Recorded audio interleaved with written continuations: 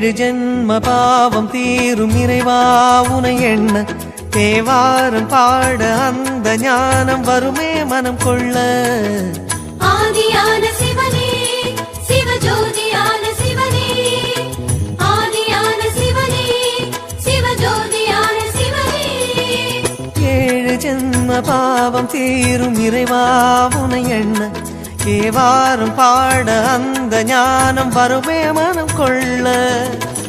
தாழும் நிலை வாராமல் காப்பவன் நீதானே, வாழும் வழி சொல்பவனே வள்ளல் பெருமானே, அண்ணாமலையானே அன்பின் பொருள் நீயே, அருணாச்சல சிவனே ஆற்றல் வடிவோனே, சக்தியின் கலையாய் பக்தியின் நிலையாய் தோன்றும் சுடரோனே, உண்ணாமுலையின்